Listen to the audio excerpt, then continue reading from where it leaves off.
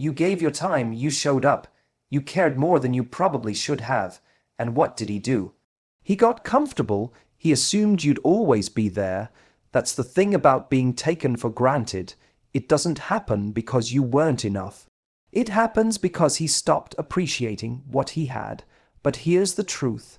The moment you realize your value is the moment everything shifts. You don't need revenge. You don't need to prove your worth. You just need to pull your energy back. And that's when regret starts to do its job. When someone takes you for granted, our instinct is often to confront them, explain ourselves, or try harder to make them see what they're missing. We want to be heard, validated, and recognized. But the truth is, the more you chase that validation from someone who already undervalues you, the more power you give away. The most impactful response you can offer isn't to argue, cry, or beg for attention. It's to remove yourself from the dynamic altogether. And not with bitterness or spite, but with quiet, confident dignity. People often think that walking away needs to be loud and dramatic to make an impression. But real power is found in silence. When you stop explaining yourself, stop overgiving, and stop making excuses for their behavior, you reclaim your self-respect. That's the moment they start to feel your absence, not just physically, but emotionally, because people only begin to understand your value when it's no longer something they can lean on. Disengaging with dignity doesn't mean playing games or pretending not to care. It means choosing to no longer participate in a dynamic that depletes you. You're not punishing him, you're prioritizing you, and that shift is magnetic, because what used to be predictable, your affection, your attention, your presence, is now gone. Not in a dramatic exit, but in a quiet retreat that says, I know what I bring to the table, and I'm done setting it for someone who won't show up. You see, regret doesn't come when you beg someone to see your worth. It comes when you stop giving them access to it. When you stop chasing, stop filling in the emotional gaps, stop being the one to reach out first every time, it disrupts the cycle. And in that disruption, they start to notice the difference. They wonder why you haven't checked in, why your name hasn't popped up on their phone, why you've suddenly gone quiet. That's when the mind starts playing catch-up with the heart. And that's when regret begins. But this isn't just about making him feel the loss. It's about taking care of your peace. When you constantly engage in drama, arguments, or long-winded emotional explanations, you exhaust yourself. You get caught in a loop where you're trying to be understood by someone who's not even listening. Disengaging with dignity is about stepping out of that loop. It's refusing to keep pouring energy into a situation that gives you nothing in return, and it's trusting that the right people will never need to be chased. Walking away silently is not weakness, it's restraint, it's self-control, it's emotional intelligence. It's saying, I love myself too much to keep trying to convince you to love me back. And that kind of self-respect is what ultimately shifts everything. Because one day he'll look back and realize what he lost. He'll remember the way you cared, the way you were present, the way you supported him. And when he reaches out, he won't find the same version of you waiting. He'll find someone who grew past him, someone who found peace in the absence. So instead of chasing closure or trying to make him feel what you feel, choose silence, not as a weapon, but as a boundary. Walk away with your head high, your heart intact, and your focus turned inward. You don't need him to understand. You just need to understand your own worth. That's the moment everything begins to change.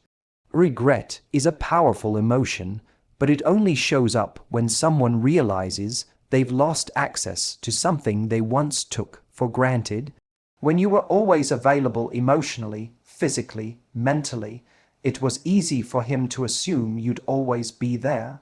He didn't feel urgency, fear, or the need to earn your presence, because, in his mind, your love was a guarantee. And when something feels guaranteed, it's no longer seen as valuable. The shift happens the moment you decide to stop being so available. The moment you stop giving him easy access to you is the moment he starts to feel the weight of what he lost. Becoming a person he no longer has access to doesn't mean becoming cold or vengeful. It means recognizing that access to your heart, your time, and your energy must be earned.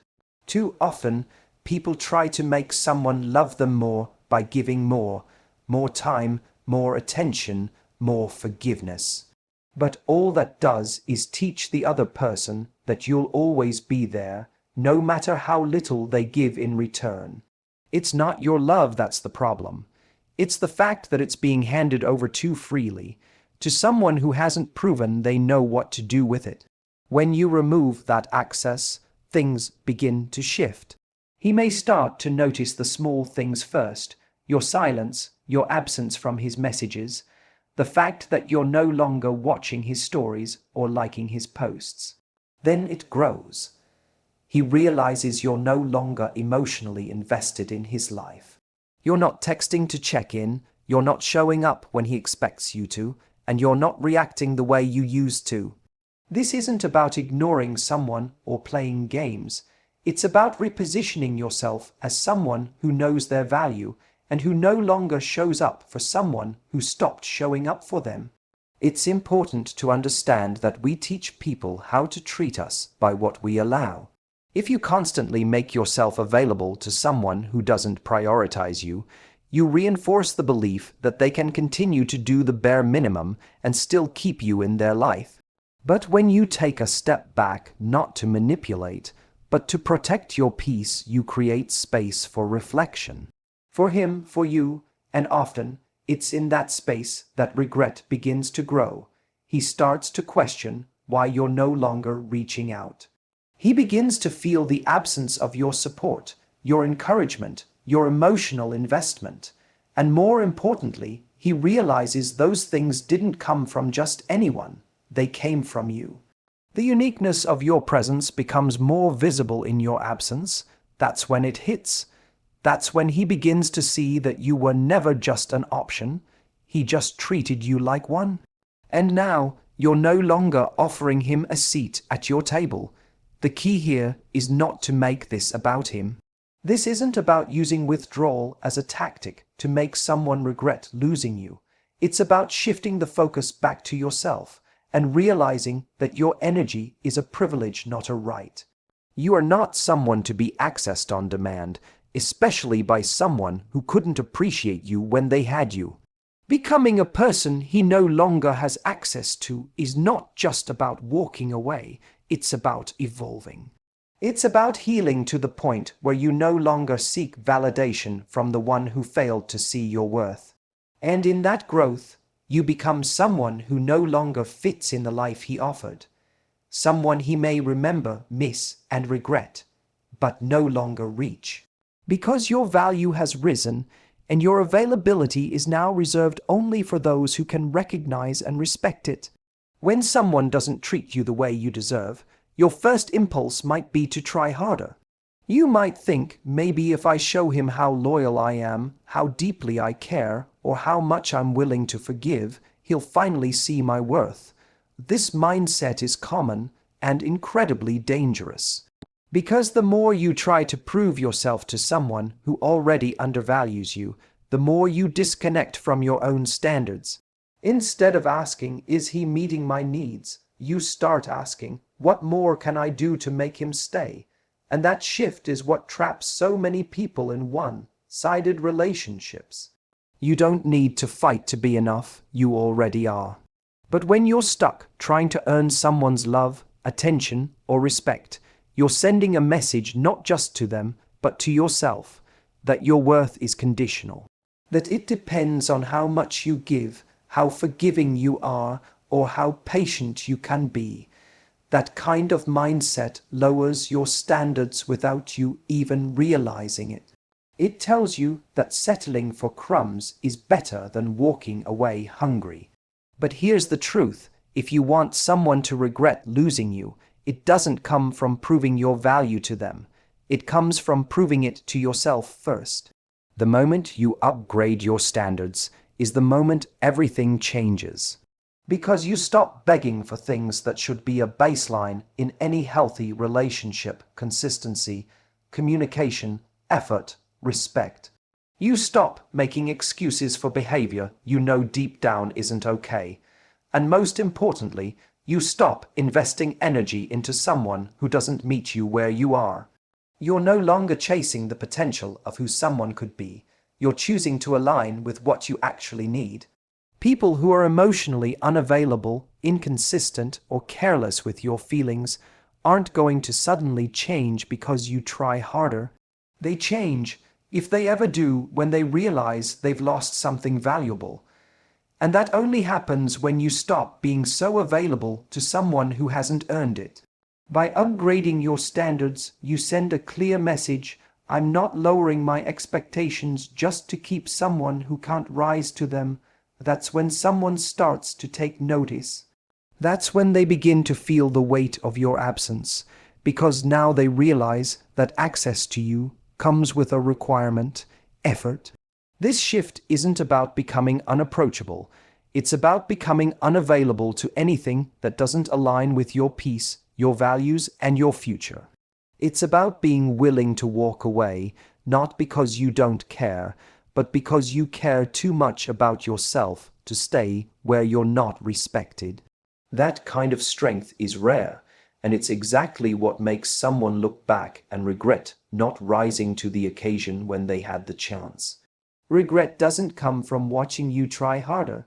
It comes from watching you outgrow them. When you stop settling, stop waiting, and stop hoping for a different version of someone to show up, you begin to grow into the version of yourself that no longer tolerates the bare minimum.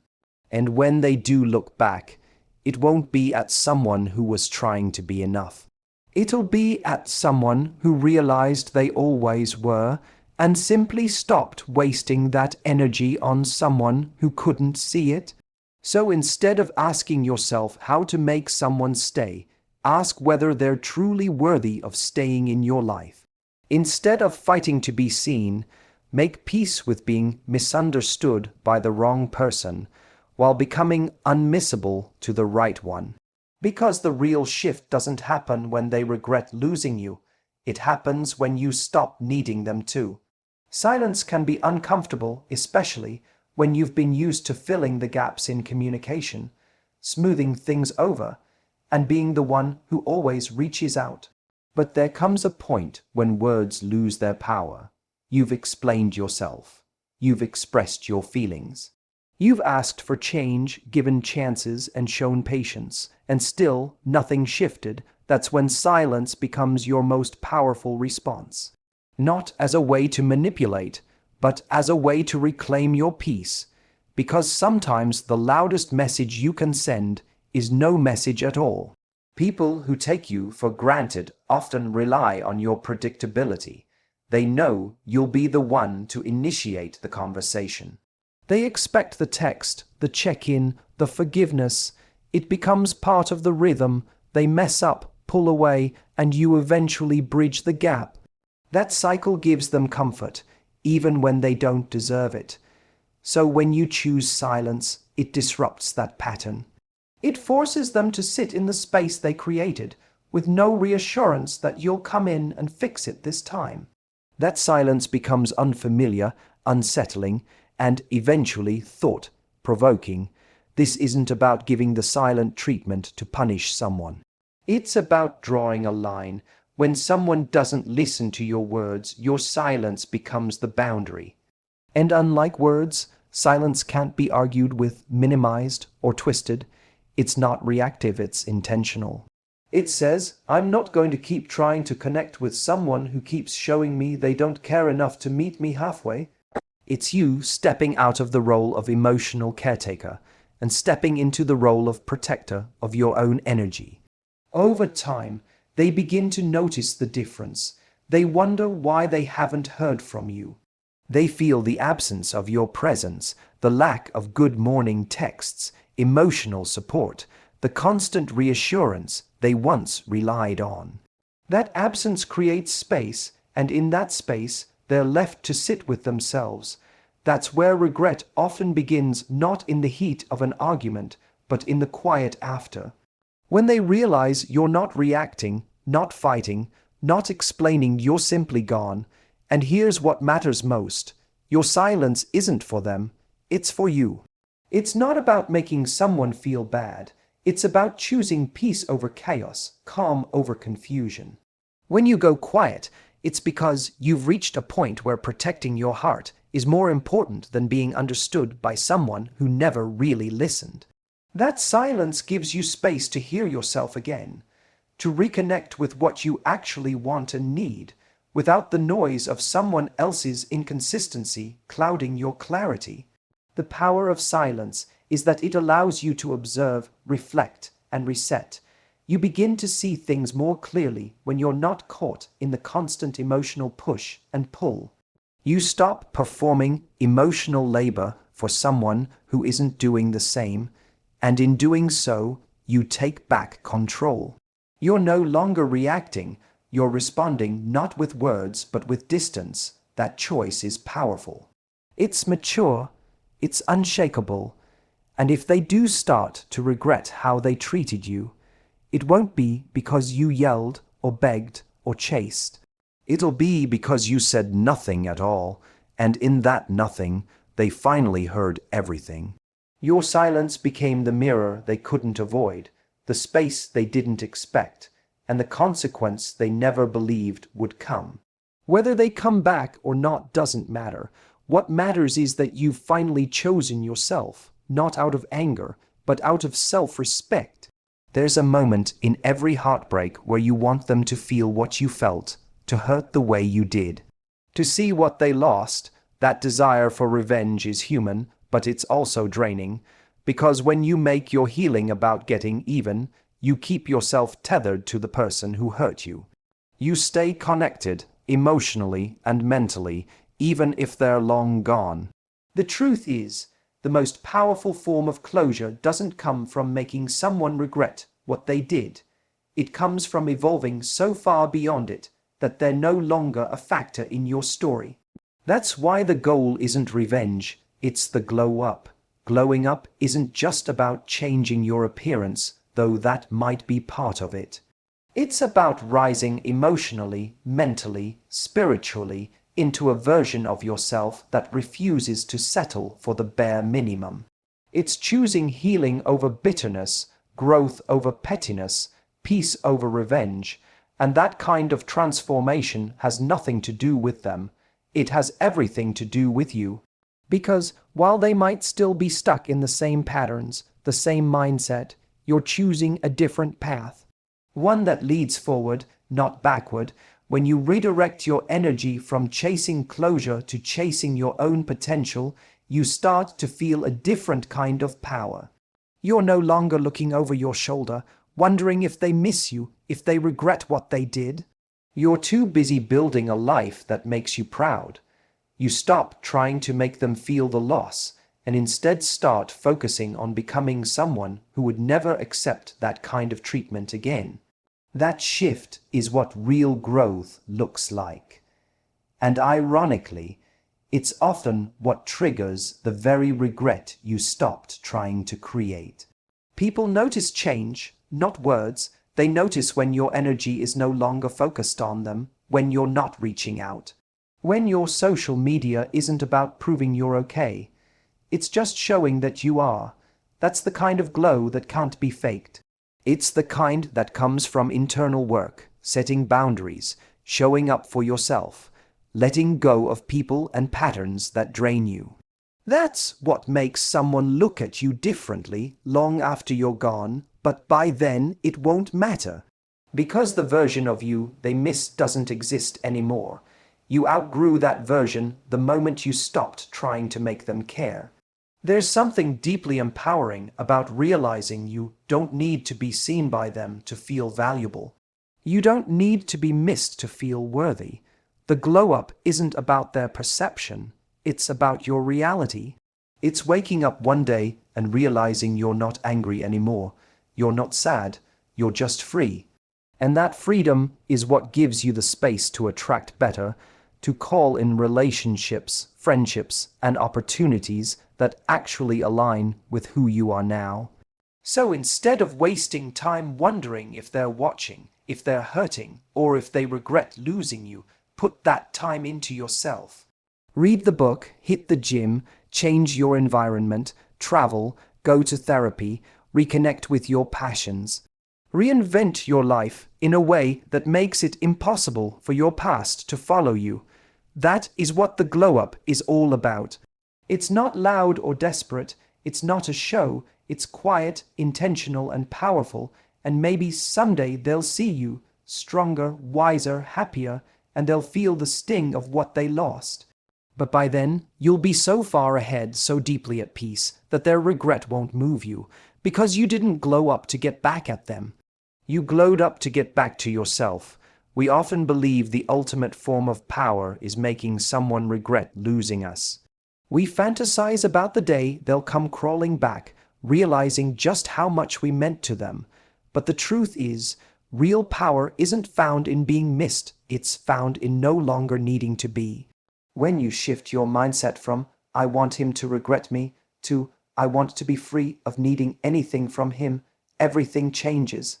That's where the real healing begins, because the goal isn't to haunt his thoughts, it's to stop centering your own around him. Making someone irrelevant in your life doesn't mean pretending they didn't matter. It means recognizing that their chapter in your story is finished. You're not denying what you felt. You're choosing to no longer invest energy in something that's no longer serving you. That's strength, because it takes far more power to walk away and truly let go than it does to stay stuck in a loop of trying to be remembered, missed, or validated. Regret might feel like a victory in the short term, but in the long run, it still ties your worth to their realization. And you deserve better than that. The person who hurt you already showed you who they are. Whether they took you for granted, treated you like an option, or failed to show up when it mattered, they revealed something important. They were not capable of being what you needed. So why keep waiting for them to have some kind of epiphany? Why stay emotionally invested in someone who already proved they didn't know how to hold what you offered? When you release the need for them to see your value, you begin to build your life around your own sense of worth. You no longer need closure, an apology, or validation from them. You stop checking their social media, stop wondering if they miss you, stop replaying old conversations, hoping for a different outcome. Instead, you start creating new conversations with people who are present, with yourself, with your future. That's how someone becomes irrelevant, not through hate or bitterness, but through growth. And here's the irony. People often regret losing you right when you no longer care. But by then, it's too late. You're not interested in making a point. You're interested in protecting your peace. You've created distance not to make them miss you, but because the person you're becoming no longer fits into the space they occupied. That's not revenge, that's evolution, that's maturity. Holding on to the desire for someone to feel your absence keeps you emotionally stuck in their world. But when you truly let go, they stop being the reference point for your healing. You're not trying to become the person they'll wish they kept. You're becoming the person you can be proud of. You start building a life where they're no longer the center of the story because the story has moved on, and so have you. And maybe, yes, one day they'll look back and realize what they lost, but that moment won't define you. Because you'll already be living in a space where their recognition no longer matters. You won't feel triumph. You won't feel vindication. You'll feel indifferent, not because you didn't care once, but because you finally care about yourself more. That's the end goal, not revenge, not regret, but detachment. Making them irrelevant isn't a power move against them. It's the final act of reclaiming your power for yourself. So here's the truth. Your power was never in making him regret losing you. It was in realizing you never needed his validation to be enough. You don't have to prove anything. You don't have to chase clarity or beg for closure or hope he wakes up one day and finally sees what he lost. Because by the time he does, you'll already be gone, not just physically, but emotionally, mentally, and spiritually. This journey isn't about revenge. It's about rebirth. It's about turning the pain he caused into the strength you carry. It's about becoming someone who no longer settles, no longer waits, and no longer allows themselves to be treated as an afterthought. Let him feel the silence, let him feel the absence, let him feel the loss, but most importantly, let yourself feel the freedom. Because the greatest regret he'll ever have is losing someone who finally realized she didn't need him to feel whole. And the greatest decision you'll ever make is not to look back.